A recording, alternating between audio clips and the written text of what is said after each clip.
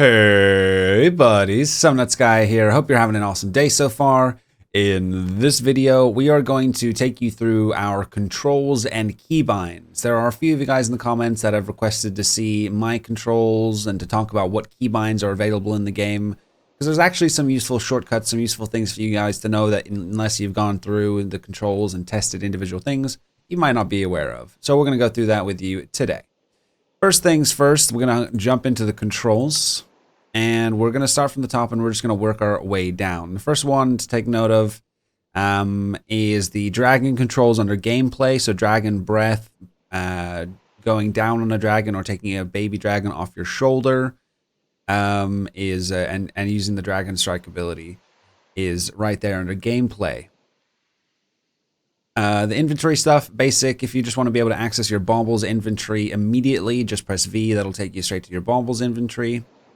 If any of my keybinds, if I say any of the keybinds, obviously look at your own keybinds. I may have changed mine. I changed mine a long time ago, so they may not be the same. Skipping through most of these non-relevant ones. And the first one that we want to talk about actually is the zoom. The zoom feature, it's under miscellaneous. It's a zoom feature. That's the Optifine zoom feature. So it's the thing that allows you to zoom in like this.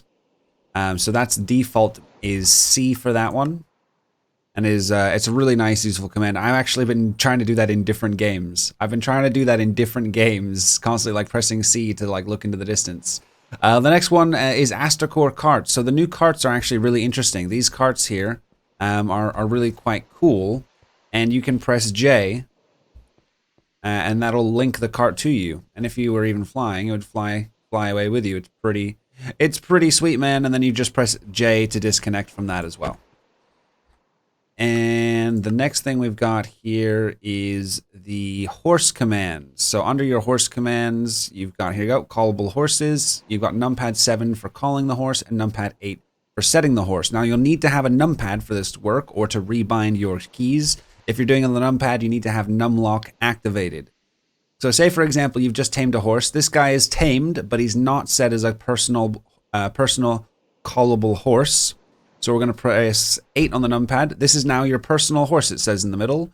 Fantastic. So if I bring him down here, and I say go over here, and I press 7 on the numpad, there's not enough space to call your horse. Well, there needs to be enough space to call him. There you go.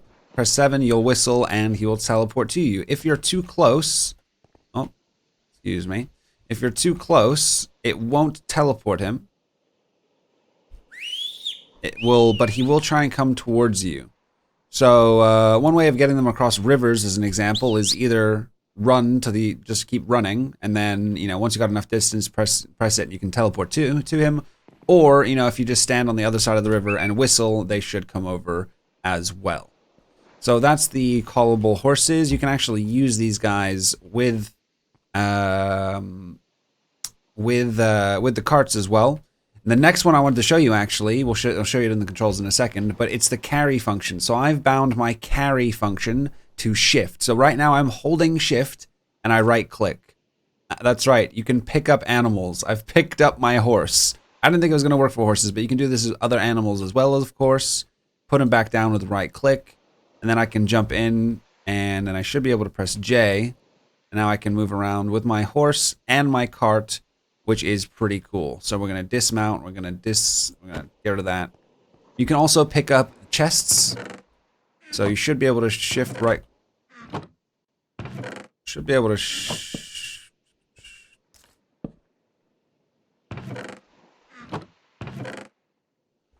that on creative? Hold up. I'm going from the front? It's because I'm going from the front. Okay, cool. So you can't do it from the front, but if you go from the side, I'm holding shift, I'm right-clicking, I'm picking up the chest. There we go, cool. We did a little bit of science together. Oh, now it's doing it from the front. Okay, well, apparently it's just a little bit finicky.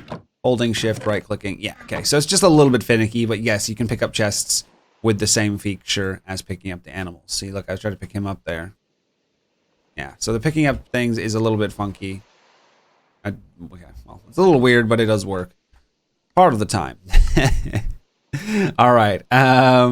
The next one I wanted to show you is the light levels. So here's the horse commands. Here's the carry commands if you want to rebind that.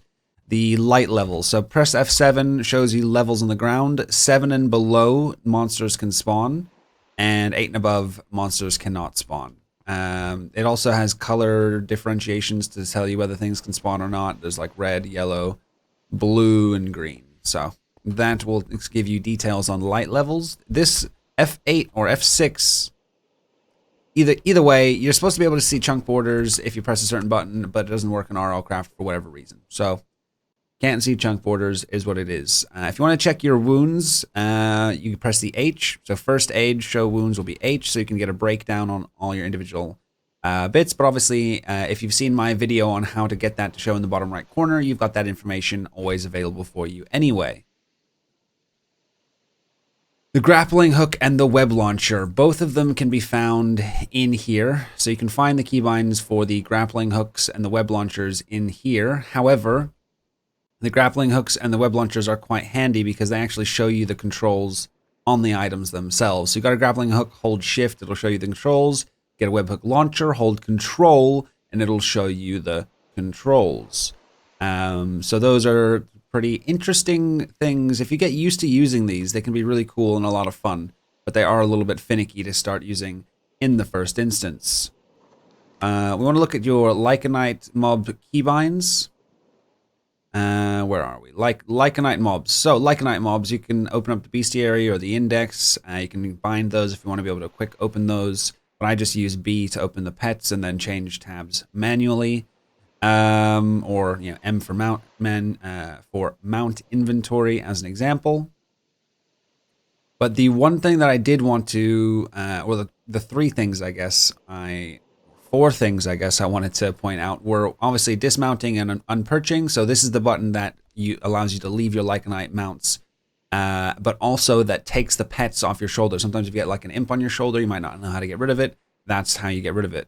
The minion selection is quite key for summoning. And then the mount ability and mount descending is just the ability that your current mount has and the way that you descend on your current mount. Minion selection is for summoning though. So I've got that key bound to button 4, which is the side mouse button.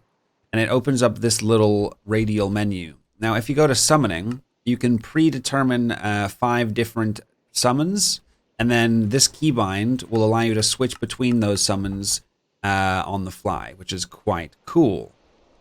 So that's under the Likanites mob section under minion selection. And then finally, well, not finally, there's a few other things in here. There's ways to open your currently equipped quiver if you're wearing a quiver, open various GUIs and menus without having to, press E and then open that. You can just press V. So you can bind most of these menus to be opened. But the last thing I really wanted to look at is the baubles.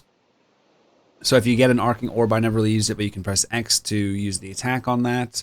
The Dragon's Eye, so this is how you cycle. So the Dragon's Eye has the ability to find certain precious metals and gems and stuff, diamonds, emeralds, whatever the case may be. You can toggle through what it's looking for, what it's seeking with numpad 1. Obviously, you can rebind these. You can also cycle or toggle the night vision with numpad 3, the polarized stone ability, a race ability if you're using a race ring, and you can also open up the trinkets GUI instantly with a keybind. But with the Dragon's Eye, you've got one on the keybind. Will basically toggle through the different things that you can search for, and then if something is close that you're searching for, it will give you little particles like that. And obviously, if I wanted to toggle night vision, I can do that with the 3 keypad. And that's pretty much it, guys. That's pretty much it, everyone. That's all I wanted to go through. That actually ended up being a little bit longer than I expected it to be. But there was actually more than I expected to go through. Hopefully some of this was helpful for you guys. Hopefully you learned a few functions that you didn't previously know were there, or now you can access certain menus quicker and easier, or whatever the case may be. But if you liked the video, give it a thumbs up. If you'd like to see more videos like this, consider subscribing.